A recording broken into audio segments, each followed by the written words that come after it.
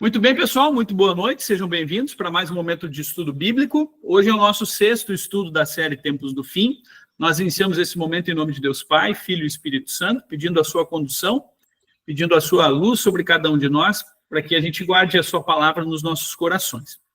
O assunto de hoje, como a gente já vem tratando e já está anunciado, é esse que nós estamos olhando aí no cantinho da tela, né? A série é Tempos do Fim, como eu disse, é o 6º encontro. Portanto, agora nós falamos um pouquinho sobre o novo céu e a nova terra, ou poderíamos dizer novos céus e nova terra, né?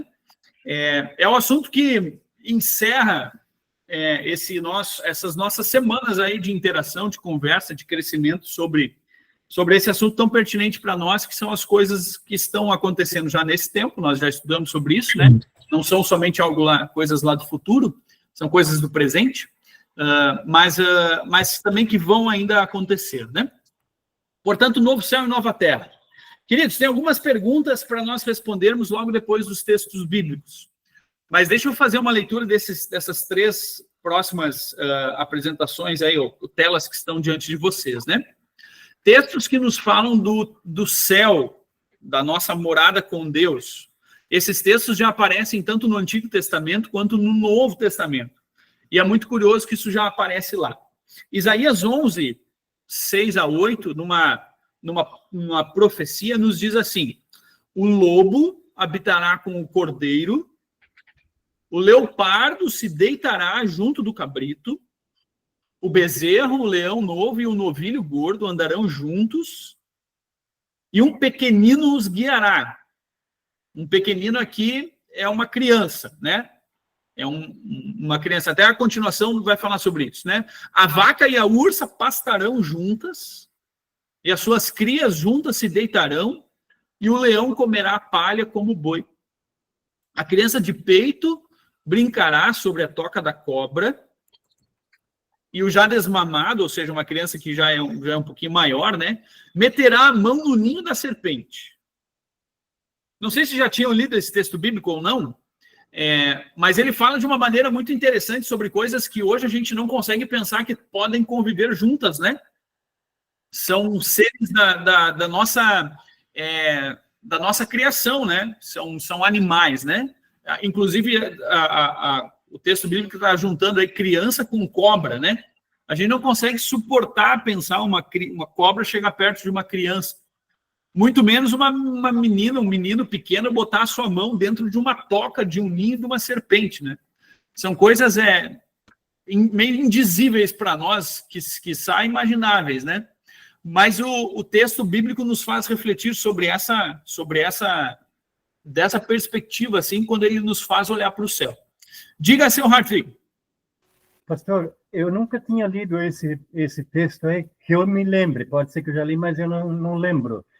Mas, olhando agora esse texto aí, pastor, dá a impressão que lá no início da criação, antes da queda do pecado, talvez tenha sido assim, né? A caminhada sob a palavra de Deus é uma caminhada de novo para dentro do paraíso, né? Então a gente precisa pensar que justamente era assim, né? Dessa forma aí, né? É uma interação entre natureza, ou animais da natureza e ser humano de uma forma perfeita, né? Há quem diga ou quem interprete esse texto de uma forma mais alegórica, dizendo que o cordeiro e o leão, na verdade, são povos, um que domina e o outro que é dominado. Então, lá no céu não vai ter rivalidade entre povos como governos, assim, né? Mas, de certa forma, também é uma interpretação passiva e não está errado. A gente pode pensar que realmente não vai ter isso, né? Brigas entre governos e potências como se tem hoje. Mas, por outro lado, a gente também não pode deixar de olhar para essa forma de ver lá o leão e o cordeiro juntos, né? Brincando, os filhotes juntos, né? Inclusive os seres humanos. Isaías 65, tanto Isaías 11 quanto Isaías 65 nos falam de textos muito bonitos, né? O Senhor diz ao seu povo: vocês esquecerão as desgraças que sofreram, e eu também não lembrarei mais delas, pois eu estou criando um novo céu e uma nova terra. O passado será esquecido e ninguém lembrará mais dele. Alegrem-se e fiquem felizes para sempre com aquilo que eu vou criar. É o que Jesus diz, né? Em outro momento a gente lê, as primeiras coisas já passaram, né? Não vai ver lembrança delas, né? Obviamente das coisas ruins, né? Esse é o texto de Isaías 65, né? Nós não vamos mais lembrar, né? A gente não vai ter um pensamento dolorido, assim, de pensar em alguma coisa que a gente viveu e aquilo lá trouxe dor para nós, mesmo que a gente já tenha resolvido, né? Isso não vai acontecer mais. E por fim, Apocalipse 21, 1-5 nos diz assim: e vi novo céu e nova terra. É o apóstolo João, né, quem está tendo essa visão. Pois o primeiro céu e a primeira terra passaram e o mar já não existe. O mar, na linguagem bíblica, muitas vezes é um lugar assim de dificuldade, né? Vi também a cidade santa, a Nova Jerusalém, que descia do céu, da parte de Deus, preparada como uma noiva enfeitada para o seu noivo. O noivo na Escritura, no Antigo Testamento, em Apocalipse, é o próprio Jesus, né? Então ouvi uma voz forte que vinha do trono e dizia: eis o tabernáculo de Deus com os seres humanos. Deus habitará com eles. Eles serão povos de Deus e Deus mesmo estará com eles e será o Deus deles. E aí é um versículo bem conhecido. E lhes enxugará dos olhos toda lágrima e já não existirá mais morte, já não haverá luto, nem pranto, nem dor, porque as primeiras coisas passaram. E aquele que estava sentado no trono disse: eis que faço novas todas as coisas. É o próprio Salvador Jesus quem diz isso, né? Vejam que uma curiosidade, só para não deixar de comentar isso, uma curiosidade do texto bíblico, quando ele nos fala do céu, ao invés de ele ficar nos dizendo coisas maravilhosas que lá vão existir, ele nos faz olhar para as coisas ruins que nós vivemos aqui. Ele fala em choro, fala em lágrima, fala em morte, fala em dor, né? Pranto, né? E ele diz, olha, isso tudo não vai existir mais. Às vezes me parece assim, Deus sabe que se ele ficar divagando, né, em coisas maravilhosas, a gente não vai conseguir chegar lá por causa do nosso entendimento pecador, né? Por mais que a Bíblia em alguns momentos descreva maravilhas do céu, né? Mas em muitos outros momentos, quando ela fala do céu, ela faz a gente olhar para aquelas coisas que são ruins desse tempo. E aí Deus diz, olha, agora tu imagina que isso nada mais vai existir. Vocês não vão ter lembrança mais disso, né? As primeiras coisas passaram. E aí Deus nos consola, né? Afinal, a gente precisa, de certa forma, olhar para o nosso pecado, saber que somos perdoados, para daí olhar para o presente da salvação em Cristo Jesus, que é o próprio céu. Mas muito bem, toda vez que vocês quiserem comentar, perguntar algo, fiquem à vontade aí, né? Não deixem de abrir o microfone e abrir o verbo também, tá? Vamos para as nossas perguntas, gente. Tem algumas perguntinhas para responder aí. Até pensando em tudo que a gente já falou sobre esses assuntos, né? Quando iremos para o céu? É a primeira delas.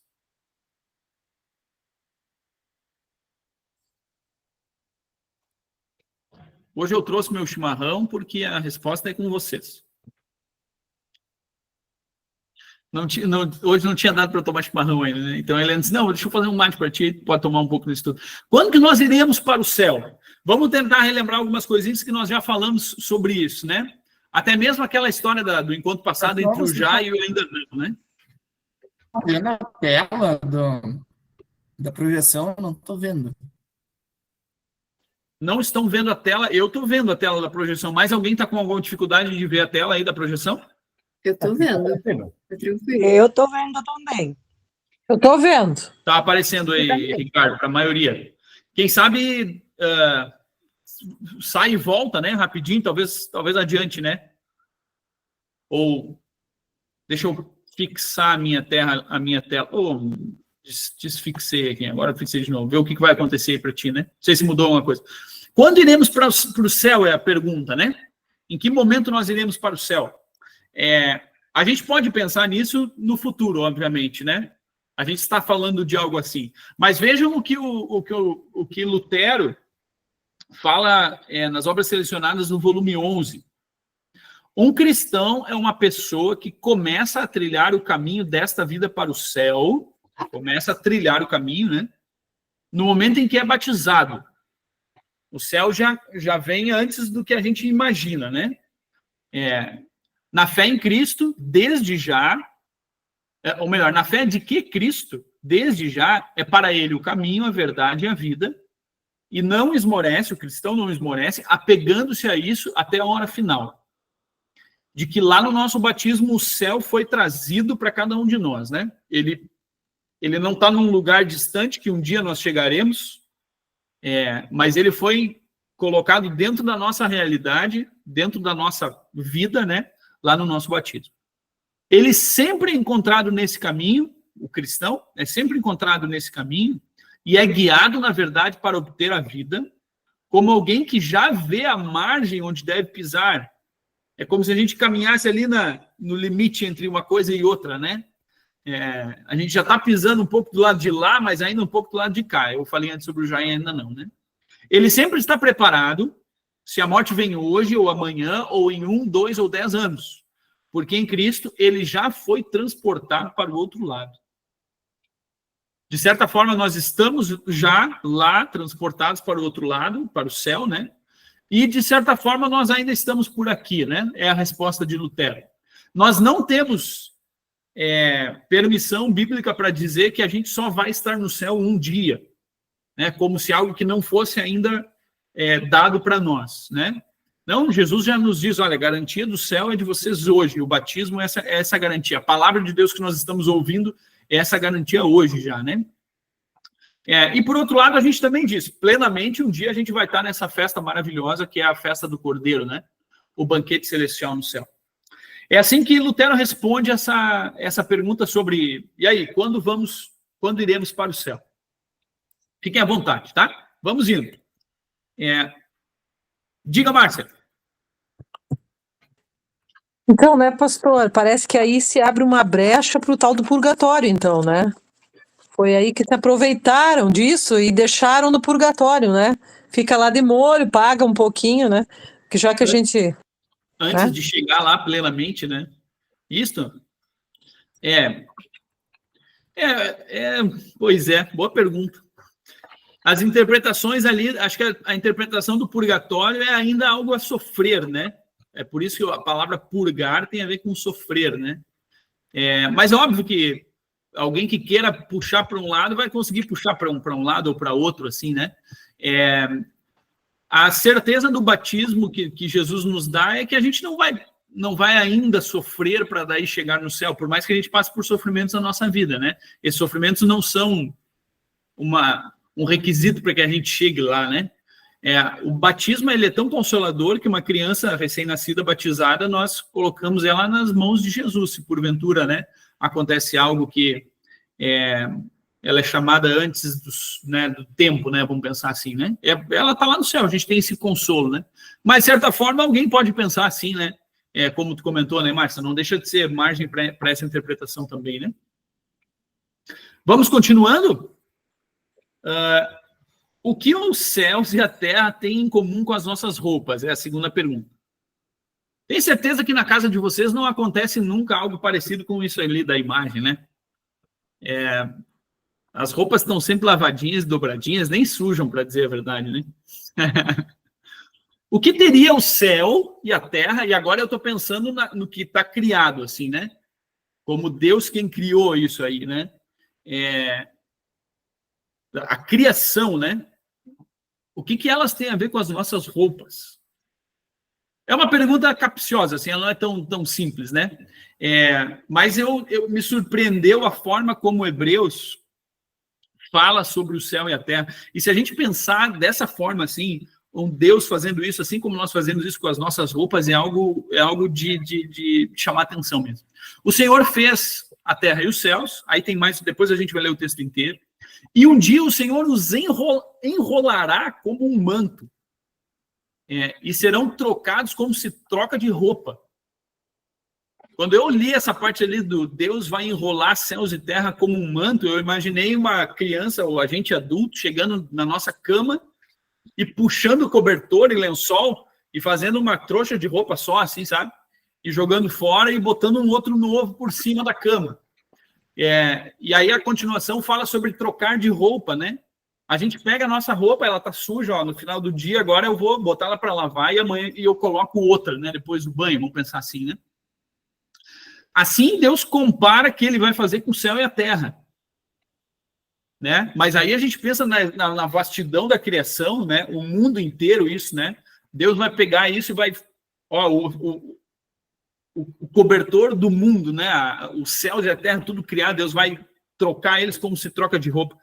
É algo que me chamou a atenção. O texto inteiro diz assim: no princípio o Senhor fez a terra e os céus são obra de suas mãos. Eles desaparecerão, transformando-se em nada. Porém o Senhor permanecerá para sempre. Eles ficarão velhos como roupa, e um dia o Senhor os enrolará como um manto, e eles serão trocados como se troca uma roupa. Porém o Senhor mesmo nunca mudará, e os seus dias nunca acabarão. A eternidade de Deus, né? Esse é o texto todo, né? Portanto, o que o céu e a terra têm a ver com as nossas roupas?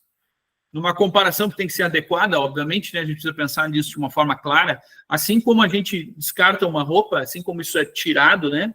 Assim também céus e terra, pelo próprio Deus, o Criador deles, um dia eles serão trocados, né? Por novos céus e nova terra, né? A criação. Mas me chamou a atenção a forma como Hebreus fala disso, né? Vamos lá. E o inferno, galera? Será que existe mesmo tal do inferno?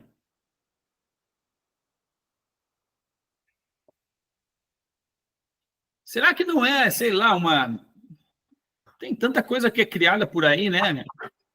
Algum tipo de coisa que foi inventada para assustar aí o pessoal e daí todo mundo vir para a igreja com medo do inferno? Já ouviram algum tipo de explicação assim, não? Sobre isso? Parecido já. Mas existe Sim. inferno, né? É Existe. verdade, eu também, já ouvi. Não, isso aí é história para boi dormir, né? História para boi dormir, a gente fala lá no Rio Grande do Sul, né? Esse é conto, né, para assustar alguém. Eu não caio nessa história, né? Mais ou menos assim, né? A Elisa comentou: eu não quero ser quem vai descobrir se é verdade ou não é verdade, né? A gente pode ver isso até de algumas formas. Tá certo que essa propaganda é um pouco mais antiga, né? Mas um tempo atrás a Rede Globo fez uma propaganda assim de seres, né? Seres mitológicos, e o diabo acabou entrando junto nessa, né? Sobre não maltratar as crianças, né? Poxa, eu não vou conseguir lembrar da musiquinha agora, mas estava passando bastante na TV naquela época, assim. Maltratar as crianças é coisa que não se faz. Nem eu, sendo bicho-papão, faço alguma coisa assim. Daí vai mostrando vários bichos, vários seres, assim, inclusive o próprio diabo, assim, né? Como se ele não fizesse mal para ninguém. Nem para as crianças, não, né? Se tem essa crença popular, assim, não, essa história de inferno, não, uma maldade desse jeito, né? A arte tentou, ou as pinturas, né, sempre tentaram representar isso de alguma forma, seja em tempos antigos, seja em tempos atuais, né?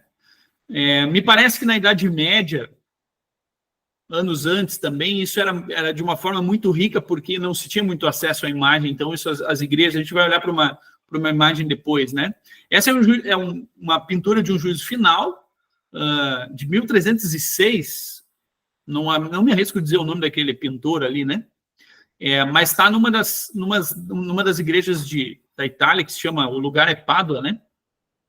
Mas bem no canto direito da tela tem uma cena de inferno, assim. Estão enxergando ali? Está escuro, né? Tem o juízo final, Jesus aparece também, né? E tem seres que estão sendo colocados ali, né? E aí tem seres mais malvados ali que aparecem, né?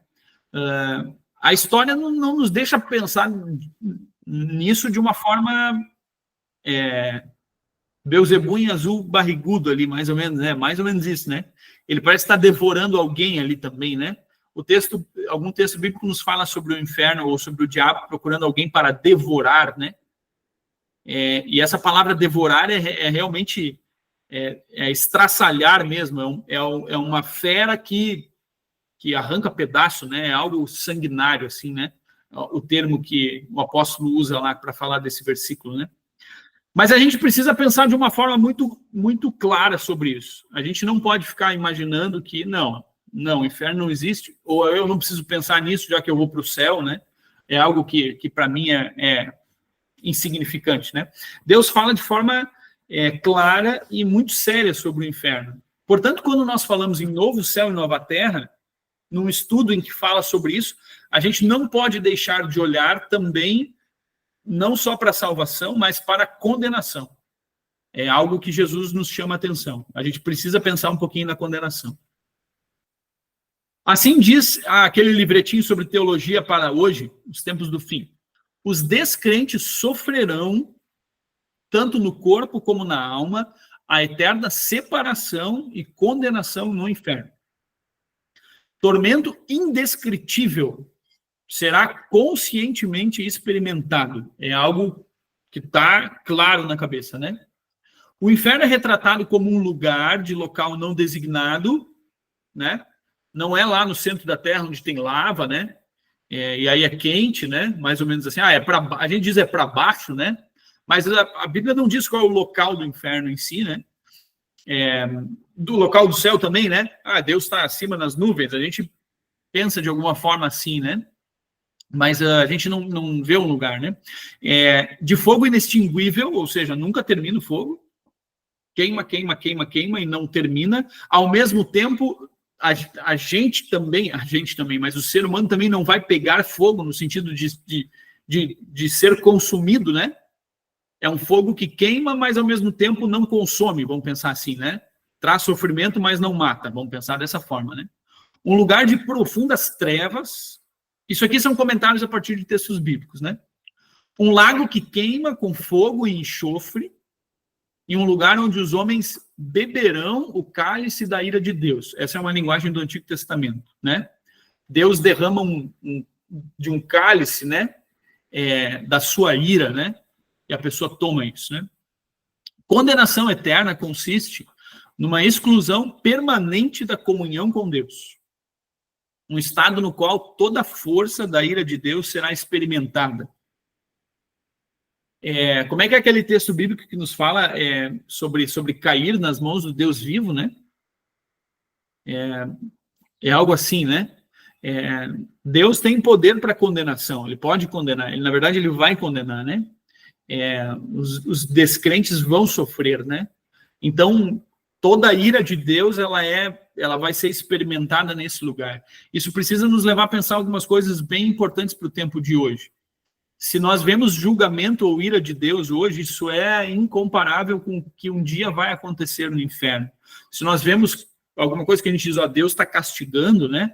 Isso não é mísera parte do que ainda um dia pode acontecer, né? Isso é, de certa forma, assustador, assim, de pensar. A profundidade ou o tamanho desse sofrimento, né? Hoje nós podemos pensar assim que por mais que alguém seja pecador e falho conscientemente, ainda assim ele não está separado de Deus no sentido de não receber as bênçãos que Deus tem para dar. Alguém respira, alguém se move, alguém tem saúde, faz todas essas coisas. Alguém que talvez é mau no coração, né? E comete maldades. No inferno vai haver separação mesmo. Alguém que está longe de Deus, né? O primeiro lugar, né? O único lugar, na verdade, em que alguém sofre a separação de Deus, né? Estar separado. Seu Hartwig, pode... Márcio, eu acho que você já tinha comentado, ou tu ia comentar também? Eu acho que está com a mão levantada aí, né? Fica à vontade, se sim, né? Tá. Se não, seu Hartwig, toca a ficha. Ok, pastor. Esses dias eu estava falando com uma pessoa, é da nossa igreja, não quero falar o nome da pessoa porque ele não me deu autorização, mas ele fez uma observação assim, ele disse, olha, os condenados, aqueles que vão para o inferno, um dos maiores castigos, um dos maiores sofrimentos que essas pessoas vão sentir lá naquele local chamado inferno, se sentir excluído por Deus, né? Excluído, e pior do que isso ele imagina que aquelas pessoas condenadas, elas vão conseguir enxergar nós lá no céu, e vão se lamentar, cara, esses caras estão tudo lá numa boa, e por que eu, né? mais ou menos o cara levou a conversa nesse tom. Eu achei bacana, só que eu não sei se a coisa é bem assim, tá? Mas foi, é um pensamento. Eu acho que temos tudo para pensar que é dessa forma, né? Eu não coloquei essa história hoje do Lázaro e do rico, né? O mendigo Lázaro e o rico, né? Justamente porque a gente já tinha olhado ela esses dias e porque também já tem conteúdo o suficiente para 1 hora ou mais. Mas lá do inferno, o rico olha para Lázaro e vê Lázaro, né? E o tormento que manda ele trazer uma gota de água para mim. Quem é que pede uma gota de água quando tem sede? A pergunta, né? A gente quer um copo de água cheio, a gente quer uma garrafa de água, né? Vem com uma gota para o meu lado, não. Ele pede uma gota só e ele vê isso, né? Tem essa comunicação, acho que não é a palavra certa, né? Mas uma visualização, né? Em breve tem uma outra pergunta que esse assunto vai continuar. Não é logo essa aqui, né? Mas essa aqui é a próxima. Você pega ratão de vestibular, tá? Vou dar a dica aí de cara já. O que vocês acham? Terá ateus no inferno? Existirão ateus no inferno? Alguém se arrisca, não? A responder sim ou não? Que sim, né? Porque ser ateu. Acho que só no céu não vai ter ateu. No inferno, acho que vai ter ateu, sim. Teremos ateus no inferno? Com certeza. Eu penso que sim. Porque o ateu é que nega Deus, né? Ele não é que ele não conhece, ele conhece a palavra, mas ele nega. Bom, aí a gente poderia pensar na origem da palavra ateu, né? Poderia pensar, né? É para ser ou não, né? Teu é de teós, de Deus, né? O escritor fala, o comentário desse livreto diz que no inferno não terá ateus. Existem ateus agora, né? A continuação diz assim, ó: uma coisa é certa, o inferno não tem ateus, pois os condenados experimentam realmente Deus como justo juiz. Ou seja, eles vão, naquela realidade onde eles vão estar vivendo, ao contrário desse tempo, né? Eles não têm escolha, eles vão dizer, olha, realmente, eu não acreditei e agora eu estou sofrendo as consequências de não ter acreditado nesse lado. Num certo sentido, é óbvio que eles não vão ter uma fé, né, de dizer, como a gente diz, alguém é crente e o contrário é ateu, né? Mas eles vão saber de Deus, vão entender que o juízo deles, que está sendo colocado deles, é por não terem crido em Deus. Então, naquela situação lá, é como se não tivessem ateus, eles sabem de Deus, eles reconhecem a Deus, né? O juízo está sobre eles porque eles não reconheceram antes. E aí o autor dessa parte, ele justamente diz, né? Antes do céu, sim, ou antes do juízo final, algumas pessoas se dizem, não, Deus não existe. Lá no inferno, a partir do sofrimento que estão vendo, dizem, não, Deus existe, eu estou sofrendo o castigo de não ter crido nele, né? Aí no sentido do ateu, porque no momento do juízo, Deus é revelado a ele, ou seja, se ele achava de alguma forma que Deus não existia, nesse momento ele passa a ver ele face a face e sofre vamos dizer, a consequência dele ter negado, né? Então, na verdade, é ateu no sentido da palavra da pessoa que não acredita na existência, mas não da pessoa que nega Deus. Porque o que nega Deus, ele tem um outro nome, né? Eu acho que não sei, tem 2 nomes diferentes, né? O que simplesmente acha que não existe, outro que sabe que existe, mas mesmo assim nega. Mas não crê, né? Eu acho que talvez, não sei se seria ateu ou descrente, né? Lá no inferno não vai ter essa escolha, assim, de pensar, não, eu tô agnóstico, a palavra é agnóstico, né? Não é agnóstico. Pode ser, né? Pode ser que sim, né? Hebreus 10:31, horrível coisa é cair nas mãos do Deus vivo, né? Foi lembrado antes. Obrigado aí, Elisa, por ter encontrado, né? Hebreus, né? Tá? Beleza, continuando. A próxima pergunta. Quem será o responsável por sua condenação? Que não tem religião, é um agnóstico, diz a Vivi, né? Quem é o responsável pela sua própria condenação? Acho que é uma resposta da própria pergunta, mais ou menos assim, né? Eu mesmo. Eu mesmo. Cada um é. É, Cada um. é individual, né? Eu mesmo sou responsável pela minha condenação. Eu mesmo responsável pela minha condenação. No sentido de quem vai julgar é outra história, né? Ah, tá. Você falou que Jesus, né? Isso aí. Quem julga, a gente sabe quem é. Mas quando nós falamos sobre o responsável pela nossa própria condenação, né? A resposta é implícita na pergunta, né? Mas vejam como é interessante o raciocínio que eu encontrei naquela revista Boas Novas, né? Tá? Lembra daquela revista? Não, conhecem? Acho que sim, né? Essa revistinha aqui, ó. Ela não está mais sendo editada, né, pastor? Infelizmente não, é uma ótima revista. Para quem gosta de imagem, assim, pintura, é top demais, né? Mas vejam que interessante o raciocínio sobre essa pergunta, né? Em cima disso, né? Para a gente pensar um pouquinho nela, vamos fazer uma viagem lá para a Capela Sistina, em Roma, né? Me parece, essa foto me pareceu um pouco mais antiga, não sei se aquele que está sentado bem ali naquela cadeira do bispo ali, do cardeal, me parece o Bento XVI, né? Assim de longe, não? Não parece para vocês ou fica muito pequeno de enxergar aí, né? Eu acho que é ele, né? Não tem cara de ser o Papa mais atual, né? Mas o que eu quero olhar para vocês nem são os bispos ali, nem o Papa, né? Mas eu quero que vocês olhem para essa pintura que tem na parede do altar, tá? A gente sabe que lá é muito rico, né? Depois que eu descobri essa, eu disse, Helena, nós vamos ter que viajar para o Vaticano também, eu disse para ela. Tem outros lugares que a gente quer viajar antes, mas a gente vai ter que viajar para lá também. Mas dê uma olhadinha para essa imagem que aparece lá, tá? Eu vou olhar para ela agora mais próximo para a imagem que está no altar. Essa imagem é o juízo final de quem pinta Michelangelo, né? Tá? Olhando para essa imagem que está sobre a cabeça das pessoas, né, diante dos olhos, né, no altar, imaginem o que se queria ensinar, ou, né, tudo que se pode aprender olhando para uma imagem dessas, né? O juízo final atrás da cruz do altar, né? O que nós vimos antes ali, né? Tá? Olhem para essa parte ali da imagem que está frisada. Conseguem enxergar? Eu vou aumentar ela agora, né? Tá?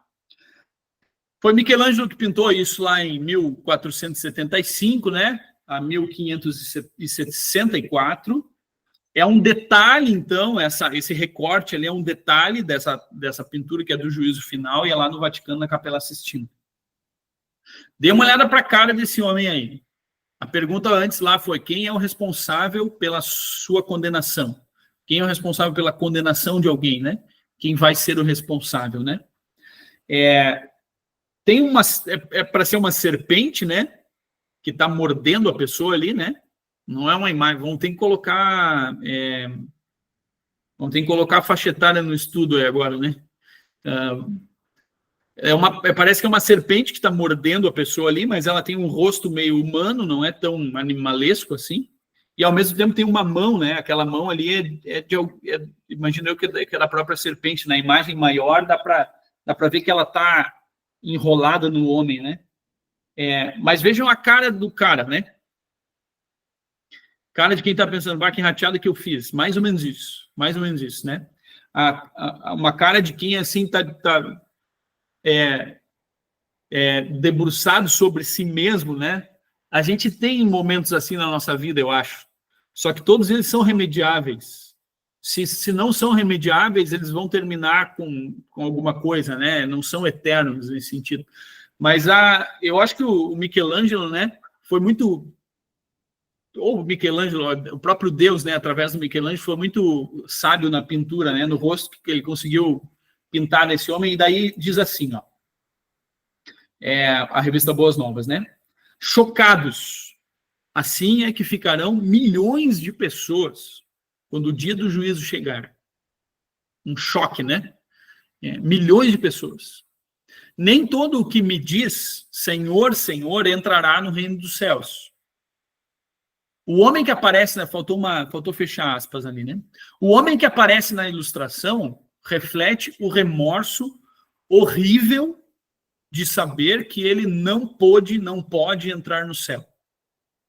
Michelangelo considerava esse ensinamento de Jesus tão importante que ele o incluiu em sua magnífica pintura, na sua magnífica obra-prima, Juízo Final, pintada na Capela Sistina. Esse homem, obviamente, percebe que o seu destino eterno poderia ter sido diferente. Porém, como ele se recusou a dar ouvidos às amorosas palavras de Jesus, esse homem se condenou. Ele se condenou a viver eternamente no inferno, separado para sempre da presença de Deus. E aí dá para voltar para a imagem, né? E aí o autor termina dizendo, uma coisa é ser condenado por outros. Outra coisa, milhões de vezes pior, é condenar-se ou condenar a si mesmo. O motivo das pessoas irem para o inferno é elas não terem crido e terem sido resolutas e não fechado um coração de pedra, né? Não, eu não quero saber disso, e ponto final, tem mais coisa para fazer da minha vida. Né? E aí, então, o remorso horrível, né? De um dia viver a condenação, né?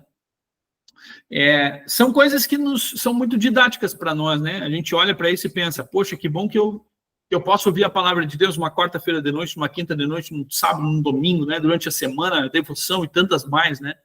E o pedido para que Deus continue nos mantendo na fé, né? Para que a gente não chegue num ponto da nossa vida de ser tão orgulhoso e achar que a gente não precisa de Deus, né?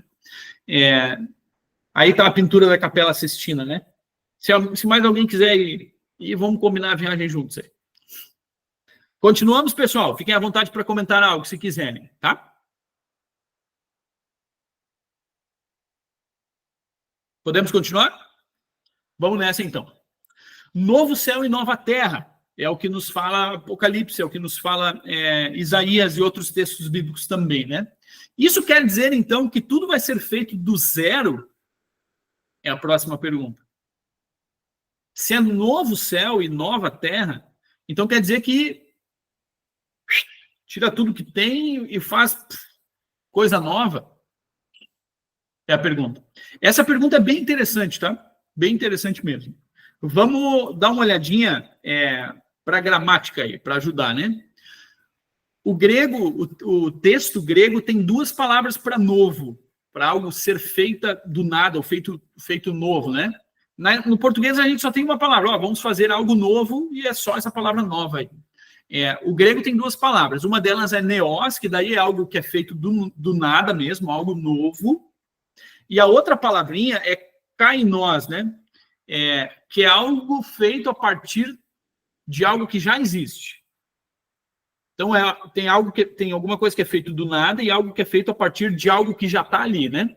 Se nós olharmos para o texto bíblico de Gênesis, no princípio criou Deus os céus e a terra. Não existia absolutamente nada. E Deus, então, cria algo novo. É uma criação, né? A primeira criação. É do nada que Jesus criou. Por mais que não aparece a frase criar do nada, né? Ou criar novo, a palavra ali, não existia nada e Deus o fez. E aí nós vemos que no texto da criação, Deus vai usando tudo aquilo que já está criado, tudo aquilo que foi feito lá no início, e ele vai moldando aquilo, e a partir de moldar aquilo, ele vai fazendo as coisas, né?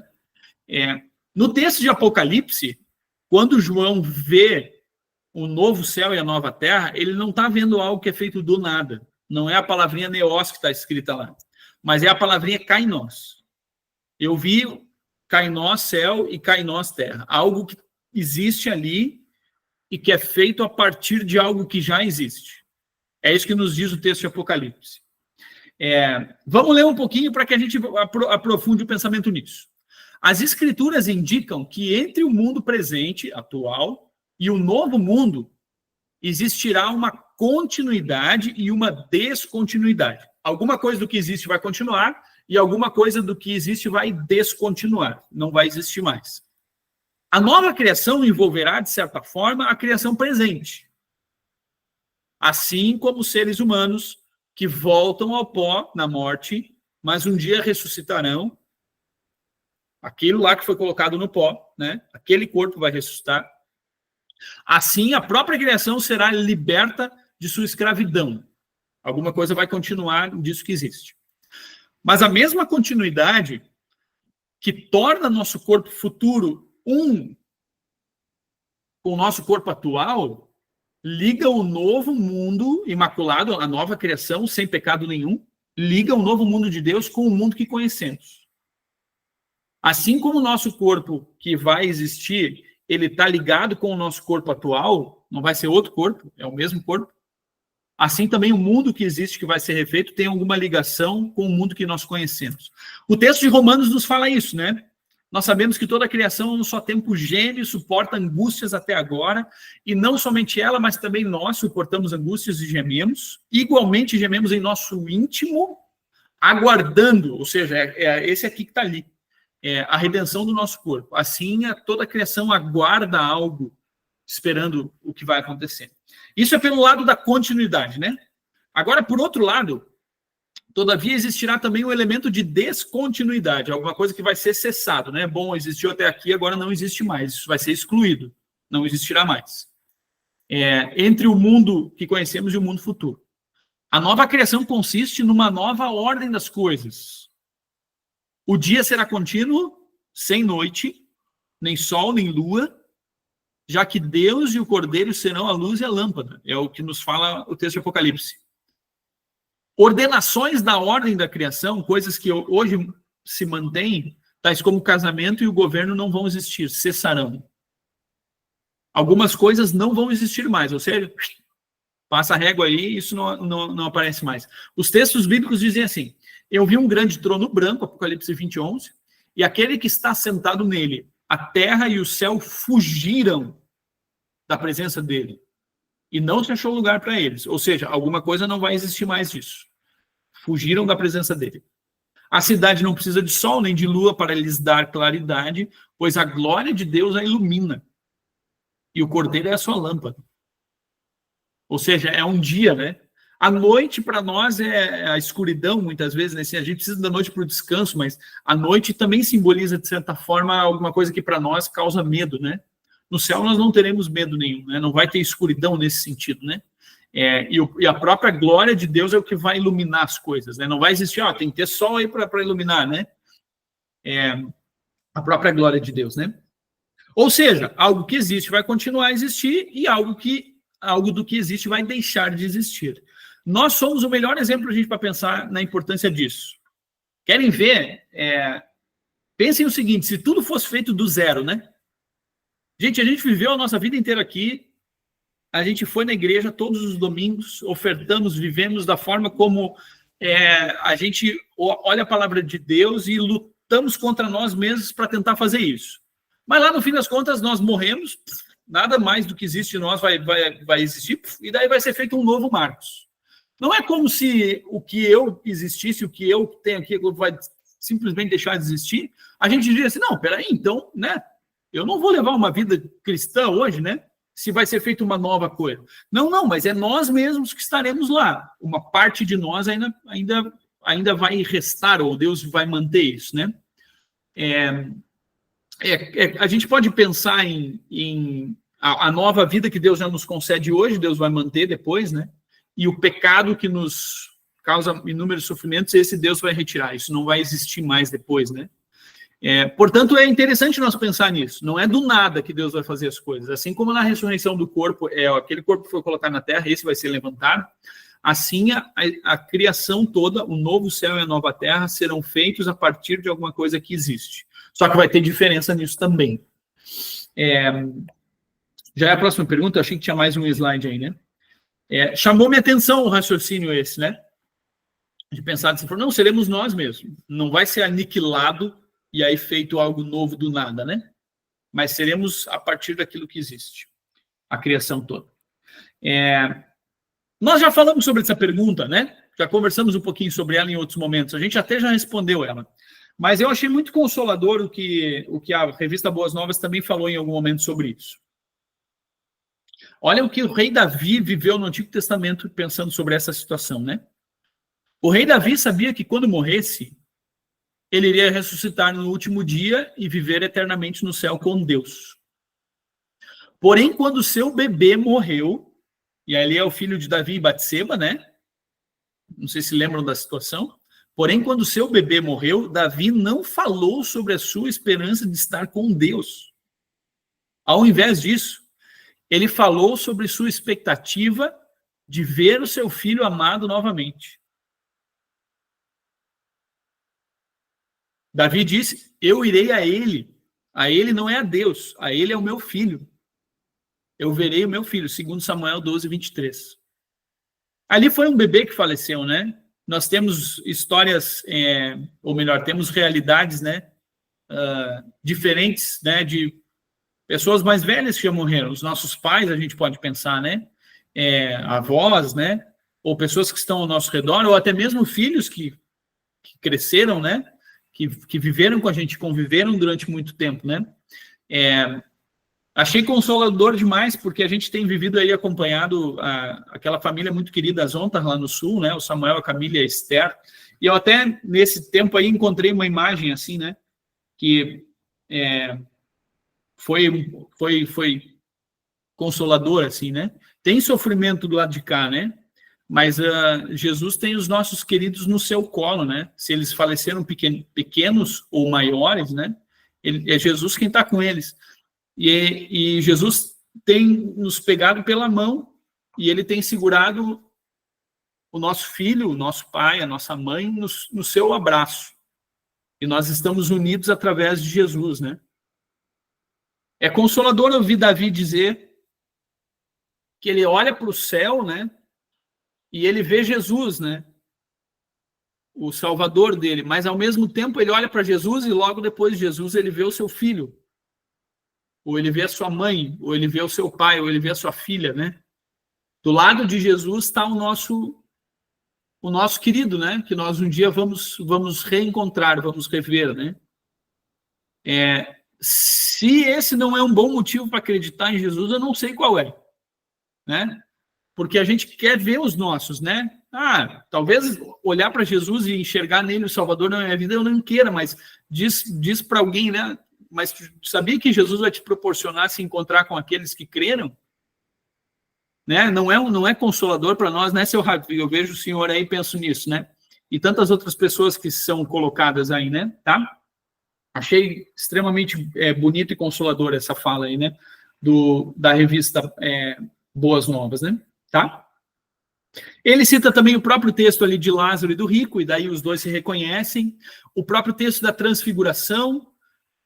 Pedro e João estão com Jesus lá no Monte da Transfiguração, né?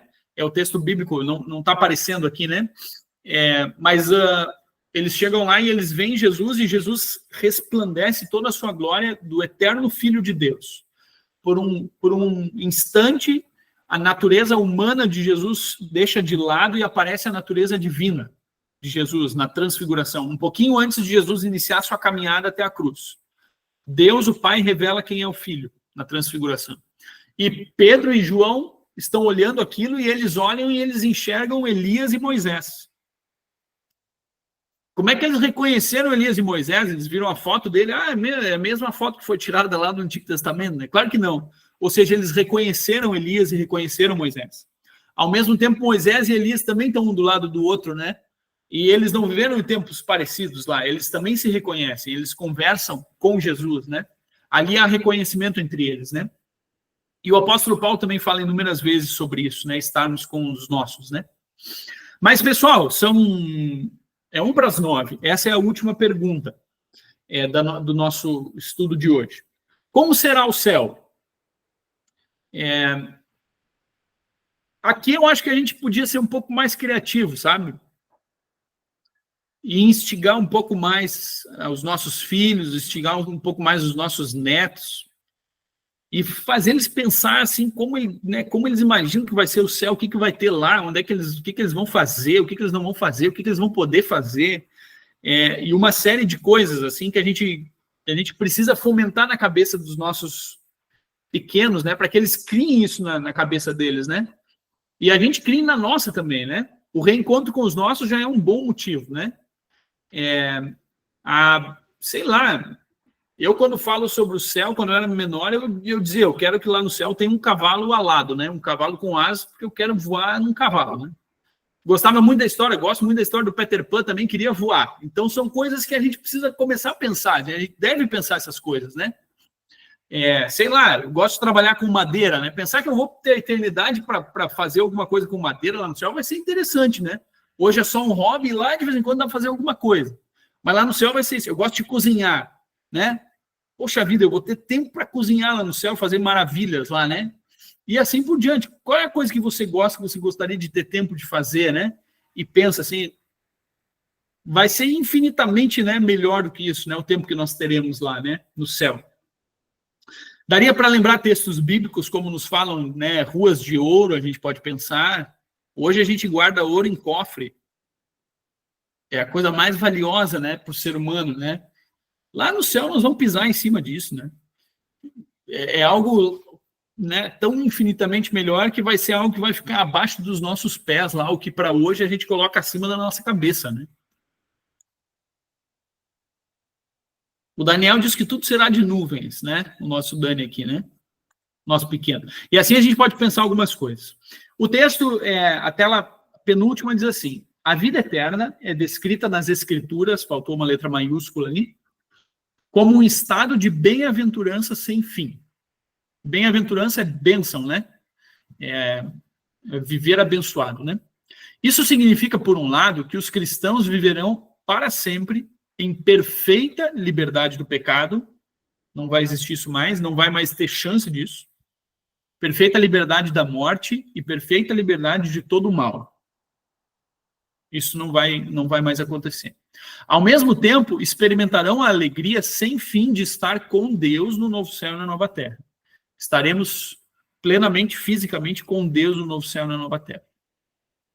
Estará afastada para sempre a possibilidade de eles se afastarem de Deus. Não vai ter mais chance alguma de a gente dizer, não, eu quero escolher de volta aquela tristeza e sofrimento que um dia eu vivi. Não, isso vai estar afastado completamente de nós, né? Isso trará consigo a alegria de se estar em eterna comunhão com os outros crentes, com os outros irmãos, com os nossos queridos, como já dito. E não haverá limitações ou graus no que tange ao desfrutar a alegria a ser experimentada. Não vai haver limite disso, né? É uma alegria, assim, fora do comum, né? Com a turma da doutrina, eu sempre brinco que um dia nós vamos marcar um encontro lá para comer, né? Sei que vocês gostam de comer, mas nós vamos sentar numa mesa lá e nós vamos comer. Hoje a gente come 3, 4 pedaços de pizza ou come churrasco, tem que parar porque está cheio, né? Não que lá no céu a gente vai precisar, a gente não vai precisar comer, a gente vai comer por esporte, vamos dizer assim, né? Porque vai ser bom, como Adão e Eva comiam no Jardim do Éden. Não comiam por fome, mas comiam porque era gostoso e não passavam fome, né? Então, uma hora dessa, nós vamos sentar numa mesa lá e nós vamos bater um papo e a gente vai comer, sei lá, pizza, tudo que você quiser, chocolate, assim por diante, né? Essas coisas todas, óbvio que a gente, numa visão daqui para lá, é uma visão até meio pecaminosa no sentido da gula, vamos pensar assim, né? Mas estando no céu, a gente não vai ter esse problema, né? Mas teremos maravilhas lá, né? A própria Santa Ceia é um banquete, né? Jesus nos convida para o seu banquete de comidas e coisas maravilhosas, e vinhos envelhecidos, e tutanos, e coisas mais assim, né? Tudo isso aparece lá. Mas para encerrar, pessoal, chegando no fim, estar no céu é estar com Jesus. É estar nos braços de Jesus. Essa imagem foi usada no penúltimo culto, aí, no culto de domingo, né?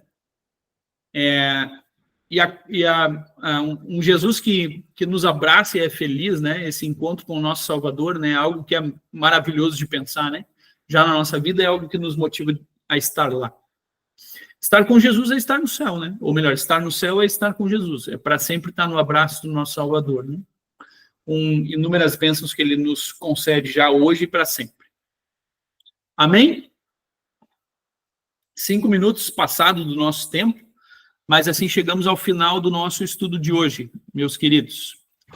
Fiquem à vontade, se alguém quiser compartilhar ou comentar algo ainda, temos algum tempinho, né?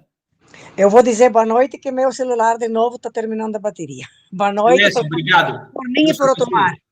Nosso boa noite. Tudo de bom. Valeu. Muito bom estudo, pastor. Amém. Deus seja louvado. Meus queridos, assim chegamos ao final. Vamos sonhar cada vez mais com o céu, né? O encontro com Jesus, né? Queira Deus aconteça no nosso tempo. O estudo sobre os tempos do fim nos diz que é num piscar de olhos, pode ser daqui a pouco, pode ser esse ano, né? Pode ser antes do Natal, pode ser ano que vem. Que Deus nos abençoe sempre com esta certeza no coração. Desejo para todos vocês uma abençoada noite. Dá para lembrar ainda só o recado quanto ao nosso domingo, temos aniversário de 79 anos da nossa congregação. Até amanhã de noite, ainda estão à venda cartões do almoço, né, presidente Ricardo? Pode entrar em contato com a diretoria, pode mandar um recado para mim também, tá? E aí, então, na quinta-feira de noite, encerramos as vendas ali. Isto. Deus abençoe e acompanhe cada um de vocês. Dê uma abençoada noite e uma ótima quinta-feira amanhã. Obrigado. Até a próxima, meus queridos. Valeu. Obrigada. Boa noite, boa noite. Muito bom. Pastor, obrigada. Valeu. Boa noite. Boa noite. Boa noite. Obrigada, pastor. Boa noite, pessoal. Boa noite, gente. Estou encerrando a gravação agora.